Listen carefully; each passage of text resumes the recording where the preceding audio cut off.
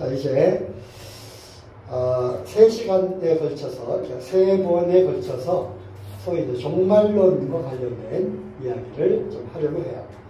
사실은 종말론 그 자체만 해도 여러 시간에 걸쳐서 더 많은 그러한 참고 서적들, 이런 것들을 참고해가지고 배워야 될 부분들이 참 너무나도 많이 있어요. 그리고 우리가 또 이 종말의 때에 살고 있기 때문에 이러한 하나님의 타임라인을 쭉 보고 우리가 지금 어느 시점에 살고 있으며 더군다나 종말의 때에 살고 있다고 하는 것이 맞으면 우리의 삶이 과연 어떻게 변해야 되고 또 어떻게 살아야 하는지를 이런 종말론 시간을 통해서 좀 알아보기를 원하는데 굉장히 시간이 짧을 거예요. 오늘은 이제 전체적인 개관 타임라인을 살펴보고 다음 시간에는 그 중에 하나의 중요한 부분인 다니엘 71회 다니엘의 예언에 대한 그런 이야기, 그리고 세 번째 시간은 요한계시록이 어떻게 구성되어 있고 또 어떤 내용들이 거기 쓰여져 있는지 이렇게 3시간을 할애를 하려고 합니다. 자, 하나님의 타임라인을 보면 하나님이 시작을 하셨고 시작을 했으면 분명히 뭐가 있어요? 끝이 있다는 거죠. 끝이 있다. 그래서 창세기로부터 시작해서 요한계시록까지 해서 마무리가 지어지게 되는데 창세기 1장 1절 태초에 in the beginning 처음이 있었다는 거죠. 처음이 어떻게 시작했느냐? 하나님께서 이 하늘과 땅, 이 만물을 창조하심으로써 이 세계가 시작이 되었다. 그리고 그와 함께 많은 것들이 시작하고 인류 역사를 통해서 이제 하나님께서 인생들에게 베푸시는 여러 가지 일들이 있어 왔고, 계시록에서는 이제 in the end, 종말에는 어떤 일이 일어나겠습니까? 종말. 그리고 세상 끝에는 이런 일이 있을 것이다. 그래서 예수님도 그렇고 또 신약 성경에 보면은 또 끝에 대해서 말씀을 하고 있습니다. 그리고 특별히 요한계시록에는 이런 말씀들이 있죠. 나는 알파와 오메가요. 히브리어 문자 중에서 알파, 베타, 감마, 델타 여기 쭉 나가잖아요. 그리고 이제 오메가로 끝나게 되는데 영어로 하면 XYZ, 알파요, 오메가요. 그 다음에 처음이요, 나중이요. 시작과 끝이다. 그래서 이런 말씀 중에는 뭐 시작이 있었으니까 끝이 있다는 그 말씀 이외에도 하나님께서 처음부터 끝까지 모든 것을 주관하고 계시다. 그죠? 시작하신 분도 하나님이시고 결국 끝을 맺게 하시는 분도 하나님이시라는 거예요. 자, 그 다음에 또 말씀이 네, 그 다음에 이것이 이제 시작이 됐고 어떻게 끝이 나는지를 살펴보면 또 참 재미있어요. 창세기에서 많은 것들이 시작이 되었음을 우리에게 가르쳐주고 있고 또 요한계시록에는 그것의 최후, 그것의 결말이 어떻게 되는지가 나와 있는데 그 중에서도 몇 가지 대표적인 시작과 끝을 한번 살펴보도록 하겠습니다. 자, 먼저 태초에 하나님이 천지를 창조하시니까 시작이 있었죠. 그리고 계시록 찾아보겠습니다. 21장 1절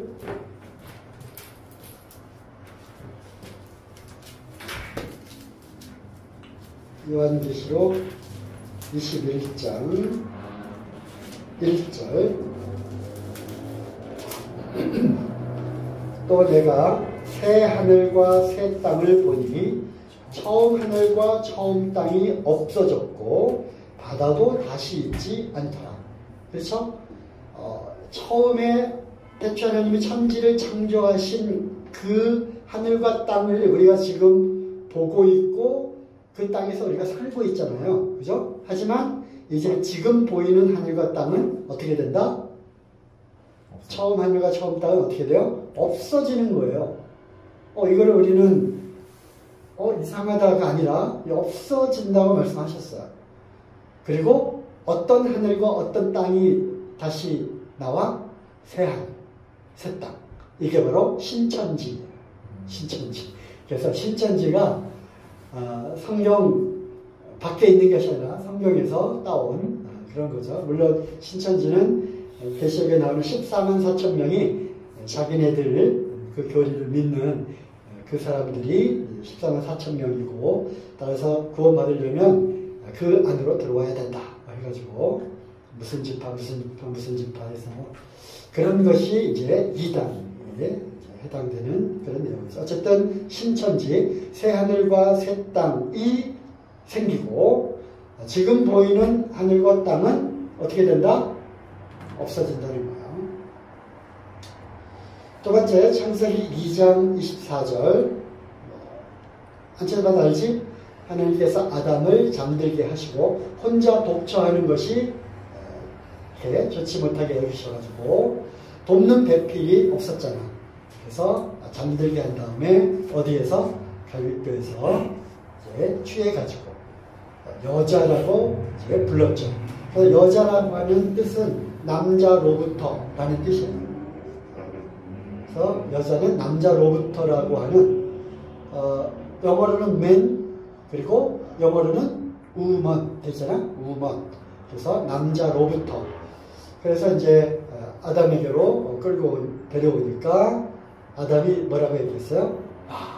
내 살 중에 살이요, 내 뼈 중에 뼈다. 그러면서 하나님이 이거 찾아봐야 되겠다. 왜냐면 거기에 이제 연결을 시켜주는 연결고리 말씀이 나오니까 2장 24절 23절까지 이제 얘기를 한 거고요. 24절에 보니까 이러므로 남자가 부모를 떠나 그 아내와 연합하여 둘이 한 몸을 이룰지니라. 그래서 갈빗대를 취해서 여자를 만들었는데, 그러므로 남자와 여자가 이제 구분되어 가지고 생긴 거죠. 그 다음에 하나님께서 이 둘이 다시 온전히 합하는 결혼이라고 하는 결혼 제도를 하나님이 제정을 하신 거야. 언제? 창세기 때. 그래서 이제 시작, 결혼의 시작을 창세기에서 알려주셨고, 중간 과정 여기 자 에베소서 5장 봅시다.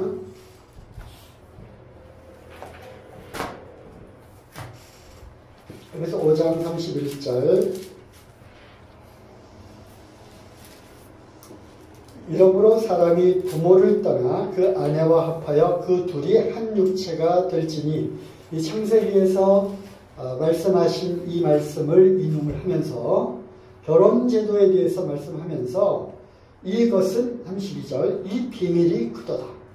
즉 결혼을 시작을 하면서 결혼 제도 안에 감추어진 하나님의 비밀, 이건 정말 큰 것인데, 남자와 여자, 이거는 결국 무엇에 대한 비밀이다? 그리스도와 교회에 대한 비밀이다. 그죠? 그래서 남자가 여자와 합하여서 온전히 한 몸을 이루는 것처럼, 오늘도 말씀 시간에 배웠잖아. 예수 그리스도가 머리고 교회는 그의 몸이라고 배웠잖아요. 그래서 머리와 몸이 마치 남자와 여자가 결합해서 완전한 하나가 되는 것처럼 그리스도, 그리고 자기 피로 사신 교회, 그죠? 어디 나와? 25절 남편들 아내 사랑하기를 그리스도께서 교회를 사랑하시고 위하여 자신을 주신 것처럼 하라. 그래서 자기의 피값을 주고 사신 이 교회, 결국 여자, 신부, 그죠? 신부를 이제 최종적으로 얻는 이 과정이 바로 예수 그리스도를 통해서 온 인류에게 선포된 구원의 메시지를 통해서 구원받은 그리스도인들이 우주적인 한 교회를 이루어서 이것이 완성되는 날 어떻게 돼요? 끝나는 거야. 그죠? 결혼제도가 시작했고 그 놀라운 결혼제도 안에 숨겨져 있는 비밀이 결국 그리스도와 교회에 대한 비밀이었구나. 그것이 밝혀지게 되고 최종적으로 하나님이 교회를 얻으면, 신부를 얻으면 자기 아들, 하나님의 아들의 신부를 최종적으로 완성이 되면 어떻게 돼? 더 이상 이 세상은 있을 이유가 없는 거죠. 그래서 이 신부를 쭉 공중으로 데리고 올라가서 공중에서 신랑 대신 어린 양과 신부된 교회가 무엇을 맺어요? 결혼이라고 하는 이러한 예식을 갖게 됩니다. 자, 요한계시록 19장 보겠습니다. 계시록 19장 7절 우리가 즐거워하고 크게 기뻐하여 그에게 영광을 돌리세. 어린 양의 혼인 기약이 이르렀고 그 아내가 예비하였으니 그 아내가 결국 누구야? 교회라고 하는 거죠. 교회. 교회는 큰 비밀이었어. 그에게 허락하사 빛나고 깨끗한 세마포를 입게 하셨으니 이 세마포는 성도들의 옳은 행실이로다 하더라. 천사가 내게 말하기를 기록하라. 어린 양의 혼인잔치에 청함을 입은 자들이 복이 있도다. 이렇게. 그리고 이것은 하나님의 참된 말씀이다. 이렇게 해서 결국 창세기에서 시작된 결혼이 결국 계시록에서 어린 양의 혼인잔치로 끝을 이렇게 되는 겁니다. 시작과 끝. 자, 죄의 시작. 죄가 시작됐어요. 어떻게 시작됐지? 죄가 어떻게 시작됐어요? 하나님께서 먹지 말라. 선악을 알게 하는 나무의 열매를 먹지 말라. 먹는 날에는 정령 죽어리라. 했는데 거기 누가 나타나?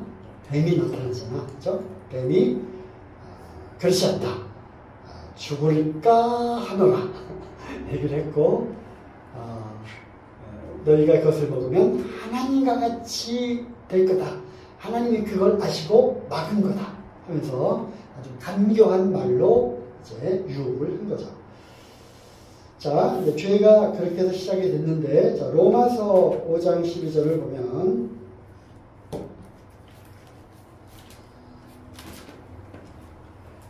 이러므로 한 사람으로 말미암아 죄가 세상에 들어오고, 그죠? 죄가 어떻게 해서 이 세상에 들어왔는지 바로 이 한 사람이 아담인 거죠. 아담. 죄로 말미암아 무엇이 왔어요? 죽음, 사망이 왔나니 이와 같이 모든 사람이 죄를 지었으므로 사망이 모든 사람에게 이르렀느니라. 그래서 죄가 이렇게 시작했고 그 다음에 시작된 죄에 대해서 죄가 이제 어떻게 끝나요?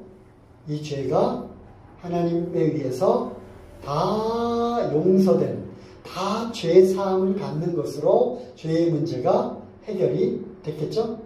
한 사람 예수 그리스도로 말미암아 모든 죄의 문제가 다 속죄되는 이러한 일이 이제 일어나게 된 거죠. 자, 한번 찾아봅시다. 골로새서 2장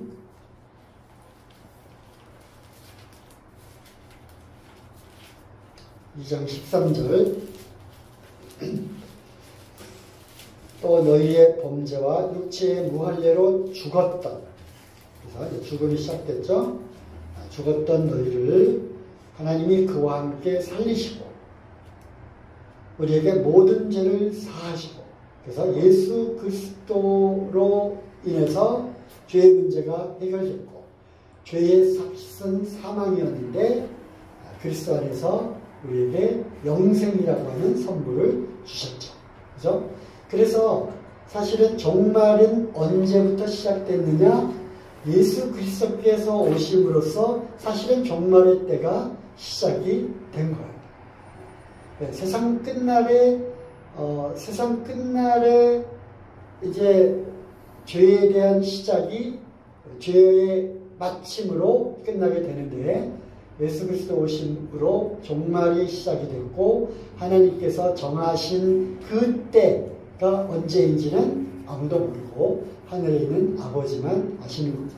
그래서 언제가 될지는 모르지만 이미 죄 사함에 대한 이 말씀은 이제 이루어진 거고 그 말씀이 계속 전파되고 하나님은 이 은혜의 때, 이 구원의 날을 계속 지금 연장시켜 가시는 거예요. 그죠?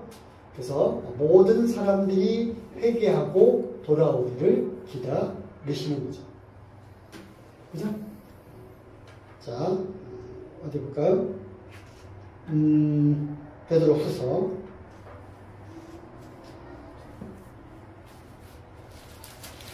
3장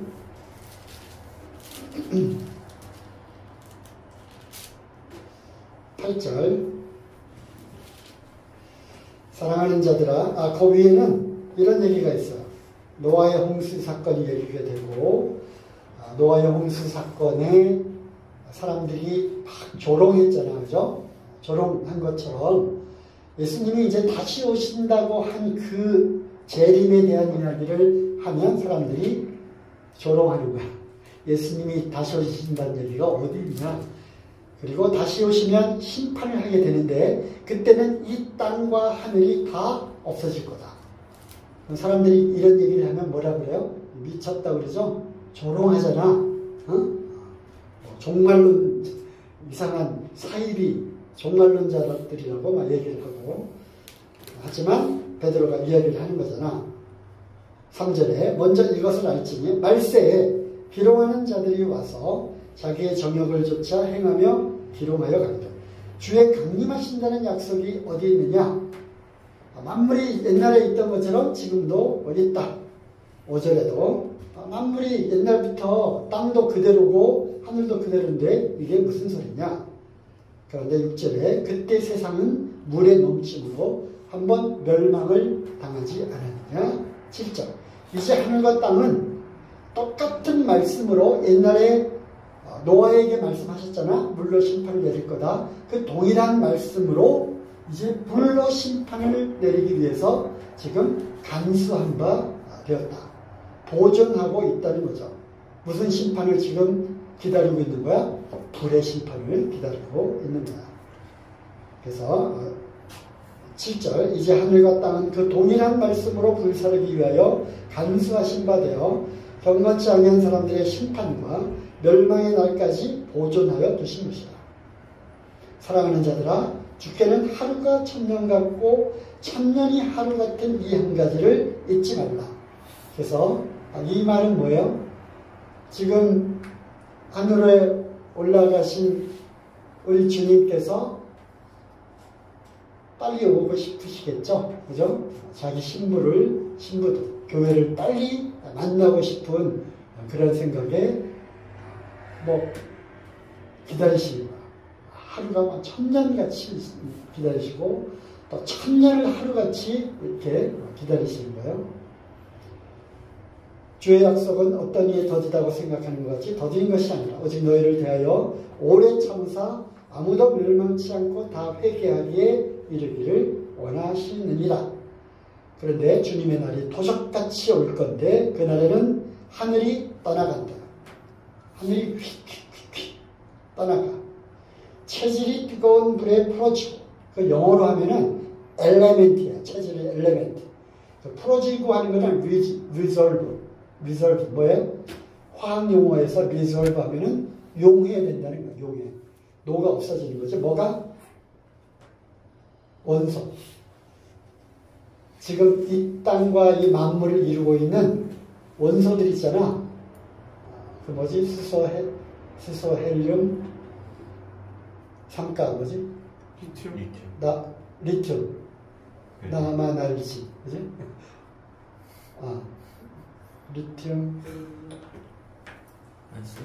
게르마늄, 실리콘, 하잖아.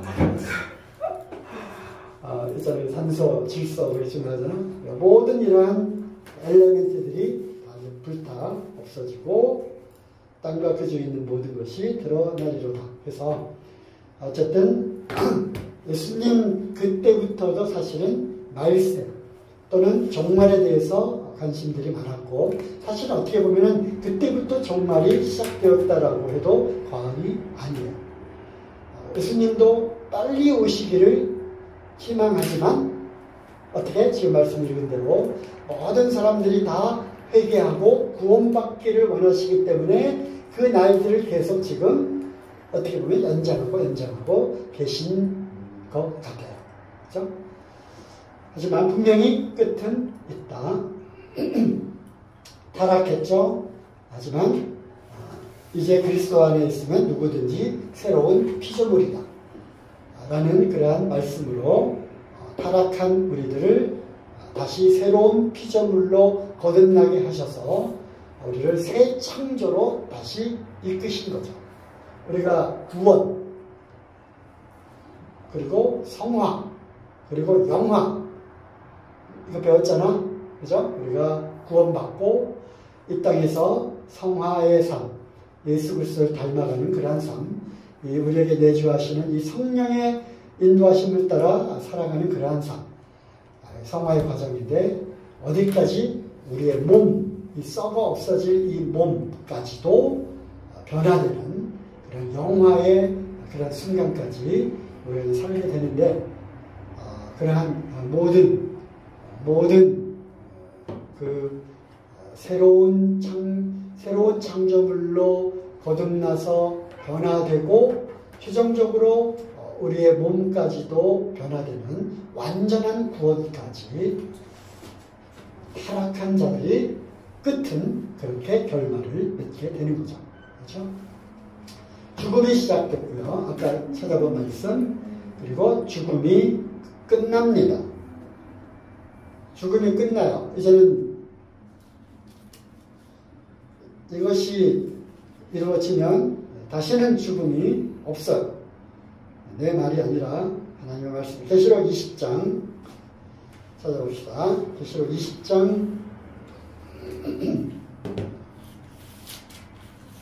14절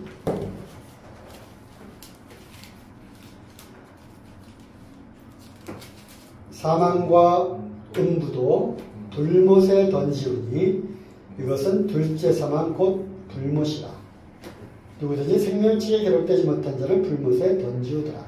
그래서 lake of fire, 불호수에 모든 것들이 거기에 다 들어가서 다 태워주고 거기에서 이제 들어간 사단 마귀와 또 함께 그를 추종하는 자들, 그 안에서 영원한 고통을 받게 되는데 거기에 무엇도 함께 불호수에 빠쳐지느냐? 죽음, 사망, 그리고 음부, 지옥이죠, 지옥. 음부도 그곳에 던지고. 사실은 이 음부와 지옥이 이제 좀 다른데, 우리가 보통 말하는 이제 지옥 하면은 이제 불못, 그리고 음부 하면은 죽은 자들이 다시 죽은 자들이 생명의 부활로 심판의 부활로 나오잖아, 그죠? 그때까지 보존되고 간수되어지는 그 영역, 그것을 우리가 음부라고 또 부르는데, 그래서 음부에 있는 자들은 다시 12절에 보면 죽은 자들이 다 하나님 보좌 앞에 다시 서게 되고, 그 다음에 13절 바다가 그 가운데서 죽은 자들을 내어주고 사망과 음부도 그 가운데서 죽은 자들을 내어주고, 그래서 죽은 자들이 어떻게 보면 갇혀있는 곳, 그것이 바로 음부예요. 음부. 그래서 그것까지도 다 우리가 지옥이라고 불리우는 불연못, 불호수로 다 들어가게 됩니다. 그래서 사망도 끝나고, 그리고 21장 4절 모든 눈물을 그 눈에서 찢기심에 다시 사망이 없고, 생명의 부활로 일어난 자들은, 생명책에 기록된 자들은 이제 천국에서, 하나님 나라에서 주님과 함께 영원토록 살게 되는데, 거기는 사망이 없고 애통하거나 곡하는 것이 나쁜 것이 다시 있지 아니하리니 처음 것들이 다 어떻게 됐어요? 지나갔기 때문에 그렇습니다. 그리고 영생을 얻게 됩니다. 죄의 삭은 사망이요, 하나님의 은사는 그리스도 예수 안에 있는 영생이니라. 그죠? 영원한 생명을 우리가 얻는 것으로 시작이 이렇게 됐고 끝은 영원한 생명으로 끝나게 되죠. 자, 사단의 정체가 이제 기록이 되는데 이건 안 찾아봐도 알죠? 그 모든 들짐승 중에 누가 가장 간교해? 뱀이 가장 간교한지라. 그래서 사단이 뱀에게로 들어가서 이제 뱀을 통해서 아담과 하와를 유혹하게 된 거죠. 그래서 사단의 정체가 여기에 나오고 사단의 최후도 여기에 나오게 됩니다. 자, 계시록 12장 9절.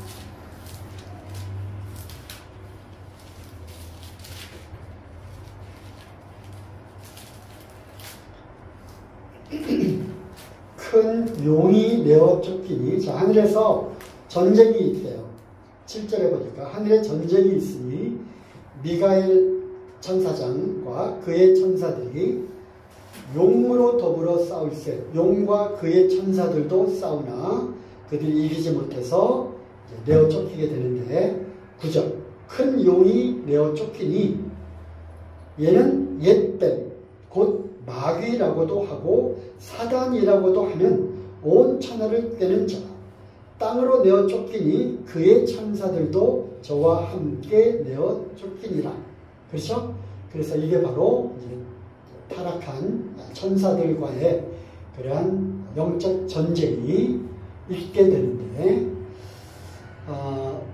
있었고 현재도 진행 중이고 앞으로도 있을 것이다, 있게 될 것이다로 볼 수도 있고, 계시록에 나와 있는 이 말씀들은 아직 이루어지지 않았고 조만간 이루어질 일들로 이렇게 해석을 하게 된다면 이러한 영적 전쟁이 있게 되는 거예요. 어쨌든 여기서 우리가 말하고자 하는 것은 뱀, Old Serpent, 특별히 Old라고 붙인 이유는 바로 뭐예요? 그 뱀은 옛날에 에덴 동산에서 아담과 하와를 유혹한 바로 그 뱀이라는 거예요. 큰 영, 옛뱀, 마귀, 사단. 그래서 사단이 자기의 정체가 성경에 기록되어 있다는 것을 알아요. 그뿐만 아니라 자기의 최후가 어떻게 되는지도 알고 있기 때문에 그렇게 성경을 읽는 것을 싫어하는 거예요. 그러니까 우리가 성경 읽기를 싫어하는 이유 중에 하나가 바로 이러한 영적인 그러한 영향, 영적인 작용도 있는 거예요. 사단이 우리를 유혹하는 거고, 우리 생각 속에 성경 읽기 싫다 이런 생각을 집어 넣어주는 거죠. 하나님 말씀은 진리니이다. 그래서 어쨌든 사단의 정체가 여기에 기록되어 있으니까 사단은 말씀이 진리도록 그렇게 하는지도 모르겠습니다. 그런데 이 사단의 최후가 어떻게 되느냐? 계시록 12장 9절. 자, 내어 쫓기니 20장 19절, 20장 10절. 또 저희를 미혹하는 마귀가 불과 요항못에 던지고, 아까 얘기한 불못 가운데로 던지우니 거기는 그 짐승과 거짓 선지자도 있어 세세토록 밤낮 괴로움을 받으리라. 그래서 시작은 이러한 대표적인 것들이 시작이 됐고 끝을 우리가 살펴보았습니다. 그뿐만 아니라 이제 많은 것들이 시작이 되고 또 하나님의 그 경륜을 따라서 인류 역사 가운데 시작하고 또 그것이 끝나고 하는 그런 부분들이 있었다는 것입니다.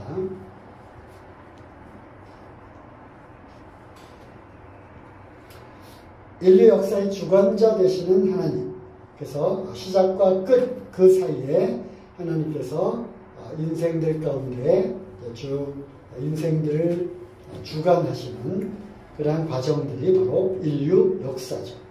히스토리, 역사는 히스 스토리, 그분의 이야기, 예수 그리스도에 대한 이야기 또는 하나님의 인생 가운데 역사에 가시는 하나님과 인간이 만들어가는 그러한 이야기, 이것이 바로 역사입니다. 그리고 특별히 우리가 BC와 AD로 나누잖아요. 온 세계 사람들이 지금 주전, 주후로 이렇게 나누잖아요. 그래서 예수 그리스도의 오심은 이거는 세계적인 그러한 사건이었다. 사도행 17장 25절 16절 이는 만민에게 생명과 호흡과 만물을 친히 주시는 자이십니다. 인류의 모든 족속을 한 혈통으로 만드사 온 땅에 거하게 하시고 저희의 연대를 정하시며 거주의 경계를 하나셨습니다. 그래서 인류 역사 가운데에서 인생 가운데 깊이 개입하셔서 저희들의 연수도 정하시고 또 살아가는 그러한 공간, 그 구역도 정하시고 하는 이러한 것으로 모든 것들을 주관하시는 그런 하나님 우리가 볼 수 있습니다. 또 다니엘서를 보면 그는 때와 기한을 변하시며 왕들을 폐하시고 왕들을 세우시며 지혜자에게 지혜를 주시고 지식자에게 총명을 주시는도다. 우리가 이제 다음 시간에 다니엘서를 좀 이제 보게 될 텐데 다니엘이 꾼 꿈 가운데 꿈을 해석을 해주면서 그분은 요 하나님은 때와 기한을 변하시는 분이다. 그래서 사람들에 의해서 이런 것들이 이루어져 가는 것 같지만 실제로는 그 뒤에는 그 이면에는 누가 거기에 계시는 거야? 하나님께서 그 사람들을 통해서 세우시고 그 사람들을 통해서 이런 것들을 뒤에서 만들어 가고 계시는, 주관해 가고 계시는 하나님이심을 우리가 볼 수 있습니다. 왕들을 폐하시고 왕들을 세우시며, 이 말씀을 우리가 믿어요. 그래서 우리가 지금은 이제 투표를 하고 대통령을 뽑고 하는 것처럼 또 옛날에는 왕들이 세습을 했잖아요. 그죠? 세습을 했고 또 반란이나 쿠데타를 일으켜서 왕조가 또 바뀌고 또 왕조만 바뀌는 것이 아니라 다른 나라가 쳐들어와서 이제 그 나라가 멸망하고 다른 나라가 또 세워지고 하는 이러한 인류의 역사 가운데 있었던 수많은 전쟁과 전쟁들 그리고 왕국이 세워지고 제국이 형성되고 나라와 나라가 서로 이제 없어지고 만들어지고 하는 이런 모든 이면에는 누가 있어? 하나님이 그 뒤에 계시다고 하는 것이죠. 또 다니엘서 4장 17절에 이는 순찰자들의 명령대로요 거룩한 자들의 말대로니 곧 인생으로 지극히 높으신 자가 어디를 다스려? 인간 나라를 다스린다고 하는 것을 보여주는 그런 일이었다라고 다니엘이 이야기를 하는 겁니다. 자기의 뜻대로 그것을 누구에게든 주시며 또 지극히 천한 자로 그 위에 세우시는 줄을 알게 하기 위해서 느부갓네살이라고 하는 왕을 일으켜서 바벨론 제국이 부강해지고 그걸 통해서 이스라엘을 이제 망하게 하고 그리고 그뿐만 아니라 그 부강했던 그 나라의 왕 느부갓네살 왕을 하루아침에 미친 사람처럼 만들어서 왕을 폐위시키고 그래서 그가 완전히 짐승처럼 기어다니며 이슬을 먹고 풀벌레를 잡아먹고 완전히 정신 이상자가 된 거야.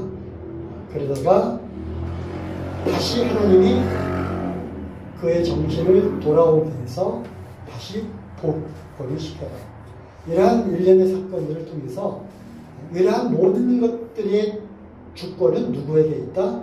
하나님께 있다는 거예요. 왕을 세우고 왕을 폐위시키고 다른 사람을 거기에다 또 앉히고 하는 이러한 모든 일들, 왕들에 관한 이야기 그리고 나라와 제국과 이런 것들을 누가 다스린다? 인간 나라를 누가 다스린다? 하나님께서 다스리신다고 하는 거예요. 우리나라도 누가 다스리시는 거야? 하나님께서 다스리시는 거예요.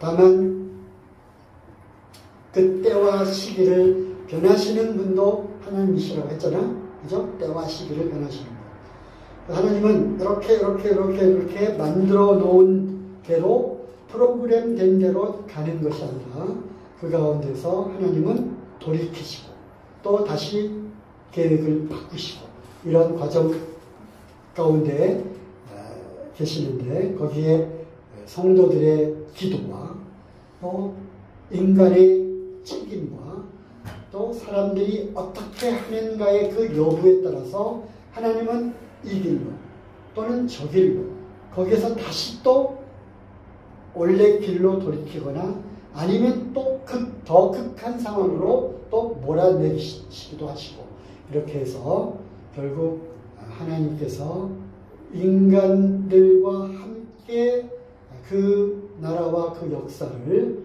하나님께서 이렇게 조정하시고 주관하시는 거예요. 우리나라의 운명은 어떻게 될까? 우리나라의 운명? 결국은 하나님은 다 아시지만 그 운명을 결정해 가는 사람들은 누구야? 그 나라 사람들인 거야. 그 나라 사람들.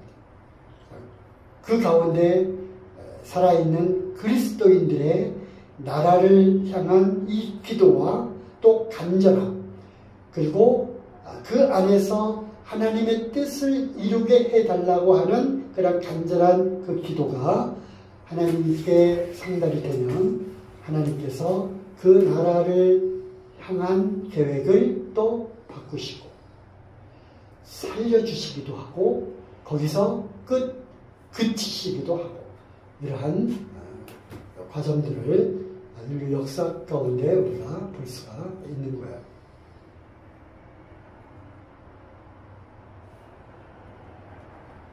이제 이야기가 이제 길어지네. 우리나라가 이제 그 선교사들이 이 땅에 들어왔잖아요, 그죠? 구한말 시절 조선 그 말기에 하는 그냥 강대국들, 그때 러시아, 또 청나라, 일본, 그리고 외국 오랑캐, 서양 오랑캐들, 미국, 영국, 프랑스 이런 나라들이 한강을 인천항을 통해서 한강을 통해서 나라의 문을 열어라 세국 정치를 하고 있었던 대원군을 향해서 이제 전쟁을 했잖아요. 그런 가운데 이 조선이라고 하는 나라는 정말 아주 가난하고 강대국들에 의해서 흔들렸던 그런 나라. 거기에 이제 선교사들이 들어와서 정말 이 불쌍하고 가난한 나라에 자기의 몸을 던져서 순교를 통해서 희생을 통해서 조선에 복음이 들어왔습니다. 양화진 가면 선교사들 묘지가 있잖아. 가봤어요? 한번 가볼까? 거기에 선교사들의 무덤이 있는데 그들의 그 피를 통한 희생을 통한 복음이 핏부림을 통해서 조선 땅에 떨어졌어요. 하나님이 이 조선이라고 하는 나라를 그들의 그 피와 순교자들의 피와 그들의 간절한 그 기도 그리고 뿌려진 그 복음의 열매, 복음의 확장을 위해서 이 조선이라고 하는 나라를 살려주시기로 작정을 하신 거예요. 그렇죠? 우리는 그렇게 해석을 합니다. 그래서 이제 복음이 전해지고 그 중에 한 사람, 한 청년, 이승만이라고 하는 한 청년을 선교사를 만나게 하고 그 감옥에 갇힌 이승만에게 복음이 전해지고 또 그를 통해서 많은 사람들이 또 그 감옥에서 복음을 깨닫게 되고 그들이 이제 석방돼서 나와가지고 독립운동을 하게 되면서 선교사들의 복음과 또 구원받은 그리스도인 그 젊은이들을 통해서 이제 조선이라고 하는 나라가 일본으로부터 이제 해방이 되는 중요한 역할을 이제 담당하게 하는 거죠. 하나님께서 기적과도 같이 일본이 패망함으로 인해서 나라가 해방이 됩니다.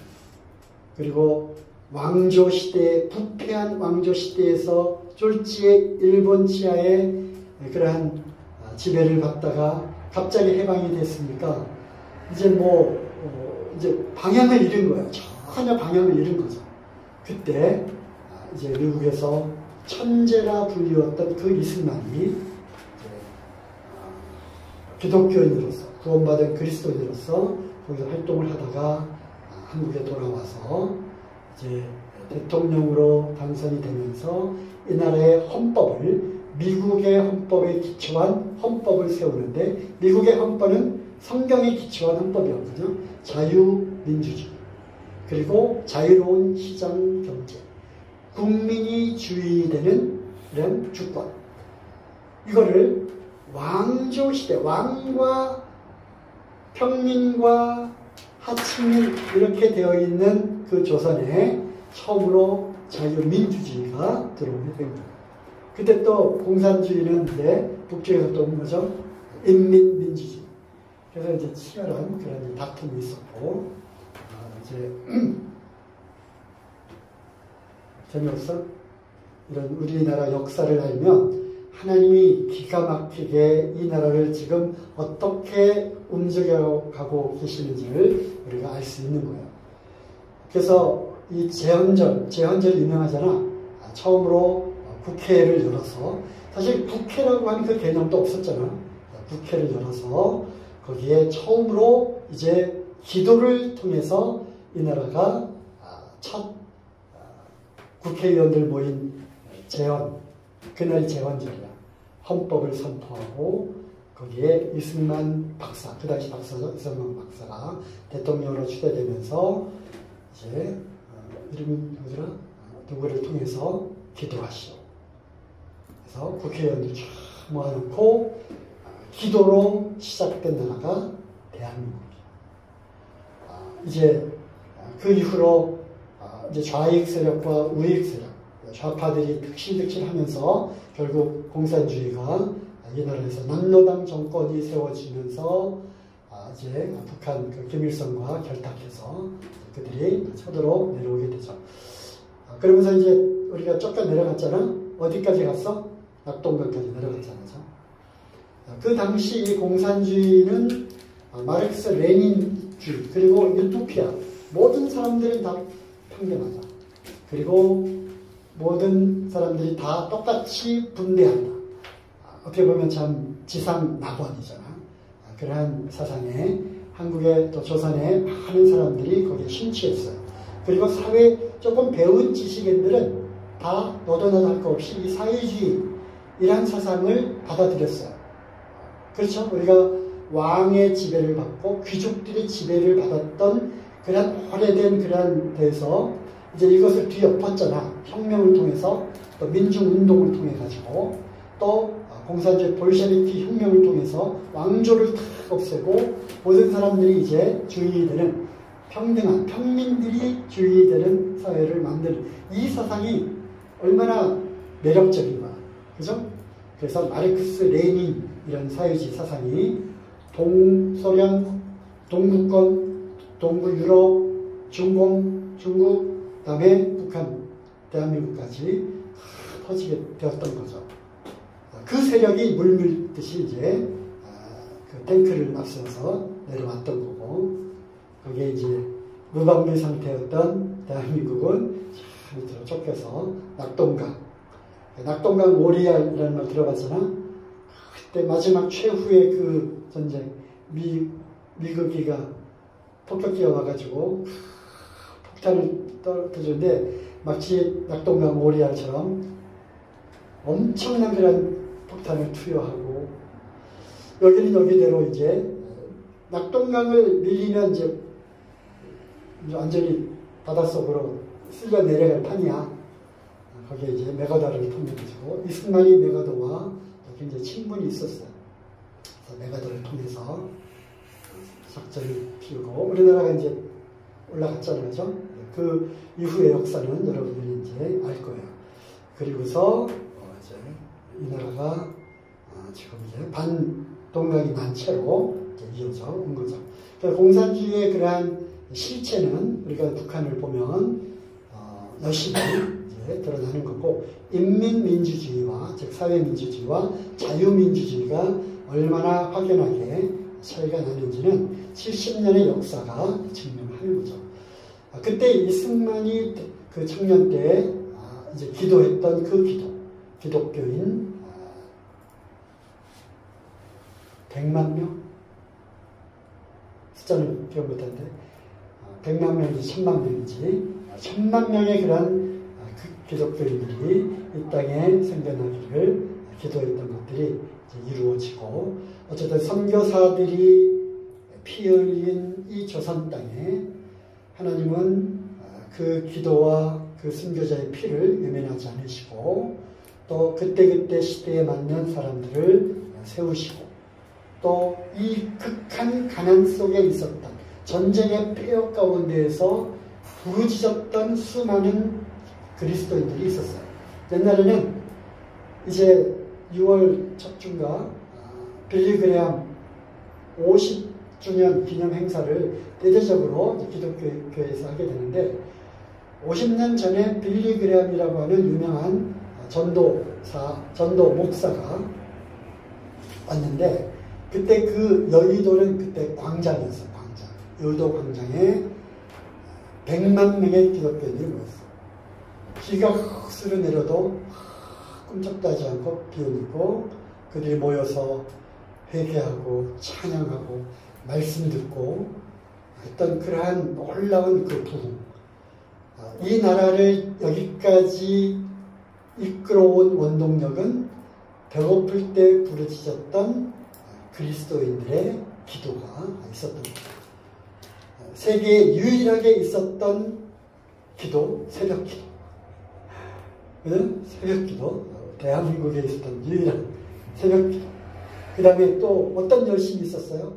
집 팔고, 땅 팔고, 문서 팔고 해서 교회에 바치는 그러한 어떤, 물론 종교적인 그런 열심, 하나님에 대한 그 열심이 어쨌든 이 나라를 하나님이 외면치 아니하시고, 쓰레기통에서 피어난 장미꽃이라고 누가 이 대한민국을 그렇게 평가했잖아. 전쟁의 폐역 가운데에서 세계에서 가장 가난했던 나라, 그 나라를 하나님이 살려주셨어요. 그리고 한강의 기적을 일으키고 지금은 세계 10대 강국이 된 거죠. 그런데 배부르니까 어떻게 돼요? 교회가 타락하는 거예요. 교회가 타락함으로써 이제 대한민국의 운명은 지금 지금 하나님께서 이 대한민국을 어떻게 하실 것인지 지금 하나님이 이렇게 보고 계시는 것 같아요. 보고 계시는 것 같아요. 한 번 더 정신을 차리게 해주시려고 뭔가를 계획하실런지, 아니면 아직도 남아있는 북한 땅을 향해서, 그들도 내 백성이니까 1907년 평양 대부흥을 일으켰던, 사실은 남한보다 북한이 먼저 개방이 되고 기독교화되고 교회가 부흥이 있었어요. 1907년. 그때의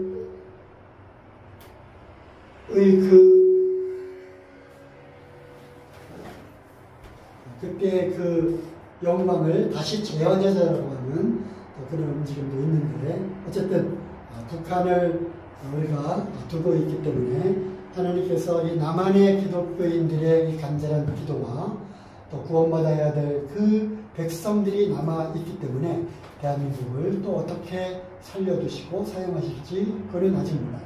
그러니까 어쨌든 하나님께서 계획하신 것들이 분명히 있는 것 같아요. 이야기가 거기에 갔는데, 인간 나라를 다스리시는 그런 하나님임을 우리가 보게 됩니다. 자, 하나님의 경륜. 자, 경륜은 영어로 dispensation인데 헬라어로는 오이코노미아라고 그래요. 오이코노미아 많이 들어봤죠? 영어 단어 여기에서 뭐가 나왔어요? 이코노미, 경영이라고 하는 단어가 여기에서 나왔습니다. 그래서 성경에 하나님의 경륜이라고 하는 그러한 단어가 몇 군데 나오는데 이것은 뭐냐? 경영하다, 관리하다 또는 하나님께서 인간 세상 가운데 통치하고 관리하고 다스리고 경영하시는 그것을 우리는 경륜이라고 불러요. 그래서 특별히 이제 에베소서에만 해도 새 경륜이라고 하는 단어가 나오는데 그 뜻의 비밀을 우리에게 알리셨으니 곧 그 기쁘심을 따라 그리스도 안에서 때가 찬 경륜을 위하여 예정하신 것이니 이것은 창세전에 감추어졌던 것인데 에베소 1장이 이렇게 시작을 하잖아요. 찬송하리로다 이렇게 시작하잖아. 찬송하리로다 하면서 예수 그리스도께서 이 땅에 오셔서 그의 피를 통하여 이제 모든 믿는 자들에게 구원을 주시는 이 놀라운 계획, 이 비밀은 하나님의 경륜 가운데 있었다는 거야. 그런데 이제 때가 되어서 하나님의 그 경륜이 하나 이루어진 거예요. 예수 그리스도가 이 땅에 오신 것이죠. 우리가 그 경륜 가운데 들어왔다는 거예요. 그리고 너희를 위하여 내게 주신 하나님의 그 은혜의 경륜을 너희가 들었을 터이라. 이 경륜은 때가 있고요. 하나님이 계획하신 그 때가 있어요. 그리고 그 때가 되어서 인류 가운데 하나님께서 그 계획을 거기에다가 쫙 이루어 가시고 또 그 이후에 또 때가 되면 또 다른 어떤 일을 또 딱 이루시고 하는 이러한 일들, 때가 참 경륜이에요. 그리고 은혜의 경륜은 뭐예요? 이제 하나님의 그 경륜 가운데 이제 은혜, 너희가 그 은혜를 인하여 믿음으로 말미암아 구원을 얻었나니. 여기서 2장 말씀이 있잖아, 그죠? 이건 3장인데 그 은혜, 예수 그리스도를 통하여 그 안에서 누구든지 믿는 자는 구원을 얻는, 이게 바로 뭐야? 은혜잖아. 그지? 그 은혜를 믿으면 구원을 얻도록 하신, 그거는 이미 오래전부터 하나님의 계획 가운데 있었다는 거야. 그죠? 그 은혜의 경륜을 우리가 복음을 전할 때 이런 말씀을 듣잖아. 그죠? 그래서 그렇게 사용된 단어로 영원부터 만물을 창조하신 하나님 속에 감추었었어. 그러니까 사람들에게는 이것이 비밀이었던 거야. 비밀. 그래서 이 경륜은 하나님 속에 감춰졌던 비밀이었던 거야. 하지만 그것이 어떠한 것을 드러내게 하려 하신다. 이제 그것이 드러났다는 거야. 드러났어. 그래서 우리가 하나님의 경륜, 드러난 이 경륜, 비밀의 경륜이 어떤 것들이 있는지를 이제 살펴보기를 원하는 거예요. 그것이 바로 시작했으면 끝이 있게 된다. 즉 종말이 있게 되는데 그 종말에 이르기까지 하나님의 어떠한 경륜, 즉 인류 가운데서 어떻게 경영하고 어떻게 관리하고 어떻게 통치하셨는지를 우리가 시간대를 쭉 거쳐가면서 이때는 하나님이 이러한 경륜을 펼치셨구나. 또 이때는 이 사람을 통해서 이러한 경륜을 또 시작하셨구나. 또 쭉 가다가 하나님의 경륜을 따라서 이스라엘이라고 하는 나라가 또 이렇게 포로로 잡혀가고 또 이렇게 되고 이렇게 됐구나 하는 이러한 경륜을 우리가 쭉 배워야 될 필요가 있다는 거죠. 그때는 비밀이었지만 지금은 어떻게 드러난 거야. 그죠? 드러난 거야. 그 중에 사도 바울이 특히 에베소에서 얘기하는 비밀은 뭐냐? 바로 이방인이라는 거예요. 이방인. 유대인들은 오늘 이제 다 못할 거니까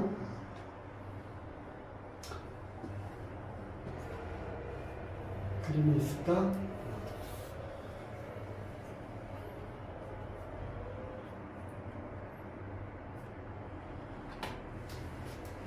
이게 이제 시대에 따른 그 경륜인데, 이건 다음 시간에 하고, 다니엘서로, 다니엘, 거기에 나오는, 다니엘서에 나오는 이 신상, 요 가운데에서 또 우리가 또 살펴볼 하나님의 그 시대적인 경륜을 살펴볼 건데, 어쨌든 시간이 쫓기니까 얘기가 좀 바빠지는데, 특히 에베소서에서 자, 봅시다. 에베소서. 자, 이 말씀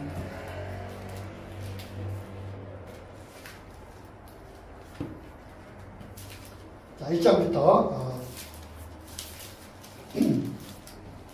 1장 3절 찬송하리로다. 하나님 곧 우리 주 예수 그리스도의 아버지께서 그리스도 안에서 하늘에 속한 모든 신령한 복을 우리에게 복주시되 곧 창세전에 그리스도 안에서 우리를 택하사 우리로 사랑 안에서 그 앞에 거룩하고 흠이 없게 하시려고 우리를 예정하시고 예수 그리스도 말미암아 자기 아들들이 되게 하시고 그렇게 하셨다.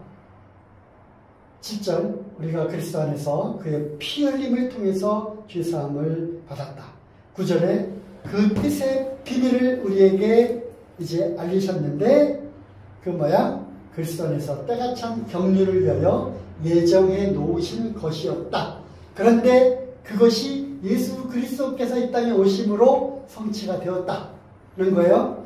그러면서 10절에 모든 것이 다 그리스도 안에서 통일되게 하려 하신 목적이 있다. 그러므로 이제 쭉쭉쭉쭉 2장 1절 너희가 하늘과 죄로 죽었던 너희를 살리셨다.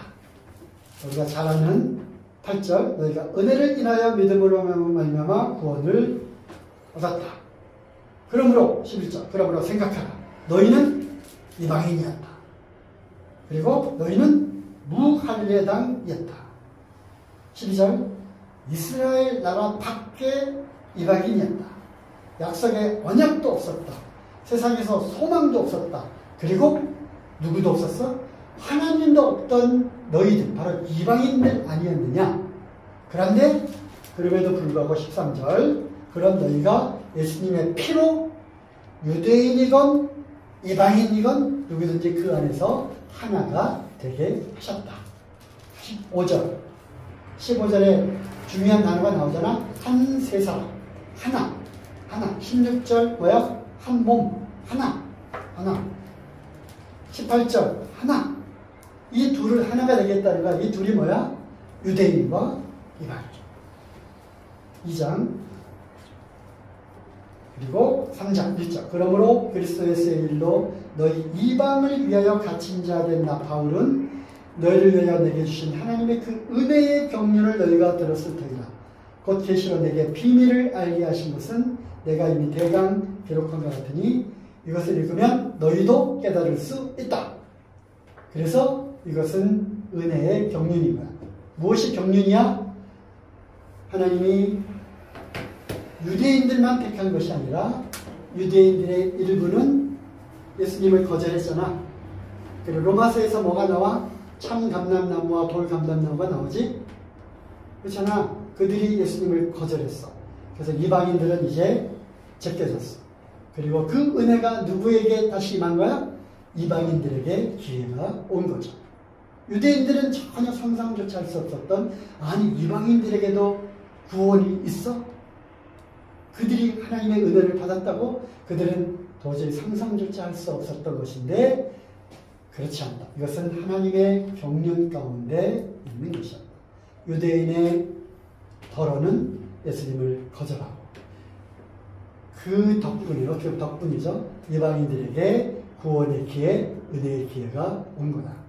그러므로 내가 이방인의 사도가 된 것이 얼마나 기쁜지 모르겠다. 왜?